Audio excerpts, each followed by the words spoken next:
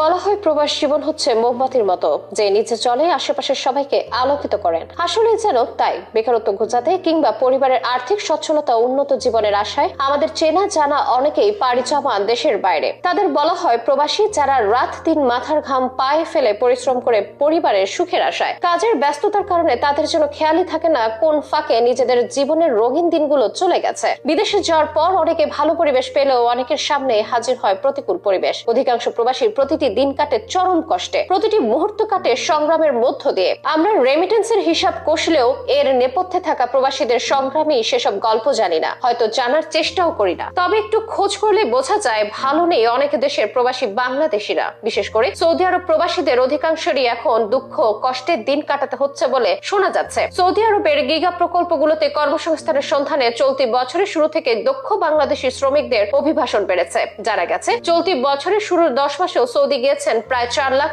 বাংলাদেশি, যা একটি রেকর্ডও বটে। তবে সুখ ও উন্নত জীবনের আশায় এত বাংলাদেশি সে দেশে গেলেও বাস্তবতা ভিন্ন। বিশেষ করে ফ্রি বা উন্মুক্ত ভিসায় যারা গেছেন তাদের নানা সমস্যায় জর্জরিত রয়েছেন। বহু সংখ্যক প্রবাসীরা হয়ে পড়েছেন অবৈধ। তাছাড়া নির্ধারিত সময়ে কাঙ্ক্ষিত কাজ না পেয়ে চরম হতাশায় ভুগছেন প্রবাসীরা। আরো নানাবিধ সমস্যা তো আছে। উদাহরণস্বরূপ বলা যাক, সেখানকার রিয়াদ শহরের বাথা বাঙালিদের বাণিজ্যিক শহর হিসেবে পরিচিত। সে মার্কেটের প্রায় প্রতি দোকানে চালান প্রবাসীরা। তবে পুলিশের ভয়ে তাদের তটস্থ থাকতে হয় সারাক্ষণ। এসব প্রবাসীদের বেশিরভাগেরই নেই আকামা অর্থাৎ কাজের অনুমতি। এই বিষয়ে বাংলাদেশ থেকে পাড়ি জমানো প্রবাসীদের মতে আকামার মেয়াদ শেষ হয়ে গেছে, নতুন করে আকামাও করতে পারছেন না তারা। সেজন্য সবসময় একটা আতঙ্ক কাজ করে। কেউ কেউ বলেন গাল গল্প শুনে জমি ও সহায় সম্বল বিক্রি করে বিদেশে আসলেও এখানে এসে দেখা যায় আলাদা চিত্র।